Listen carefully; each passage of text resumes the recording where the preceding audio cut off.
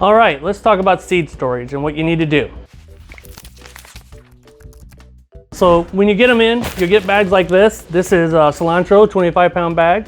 Most of our stuff we get 25 pounds at this point, but you can get smaller, 5 pounds, everything else. The biggest thing about seeds, you want to make sure that you have 6 months worth at least. You want to have 6 months worth of what you're growing currently. So that will increase as you go along in business, but you want to make sure you have 6 months worth of seeds at least.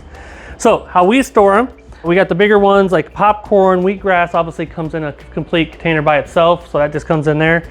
And then we got fava beans, buckwheat, speckled peas, and sunflowers all in the 5-gallon buckets. And these all have gamma lids on them. And if you don't know what gamma lids are, they're just basically twist-on lids. So you can twist these on and it seals it up really good like that. And we actually leave the bag in there as well for them. So put that back on. And then the smaller kind of varieties, currently we are in these tubs. Just want to make sure you have a tub that's sealed. These ones seal up really nice. It's got that, so it seals it up. So that way it's nice and airtight. So that way you don't have any critters being able to get in there or anything like that, dust, dirt. You just want to make sure you have a sealable container. And make sure you keep the tags. We put the tags when they come in on them.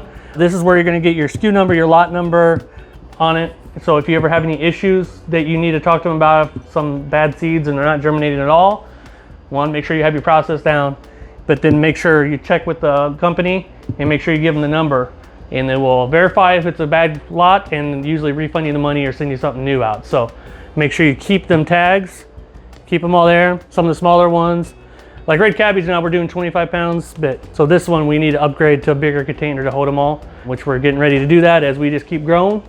Then you grow into it and get more containers and keep them all here. And best storage is to keep seeds in a cool, dry, and a dark environment.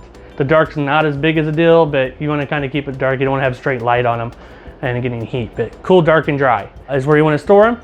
And any of our backup seeds we keep in the cooler. So when the boxes come in, we don't need to put them out here yet, but we need them for 6 months. We put them in the cooler and just keep them in their boxes and their bags, and that way they're sealed. You're not going to get any moisture in them, and they're going to be cool and dry. So that is seed storage. If you get any more questions, make sure you come to the bi-weekly Q&As, and we'll see you there. Happy growing.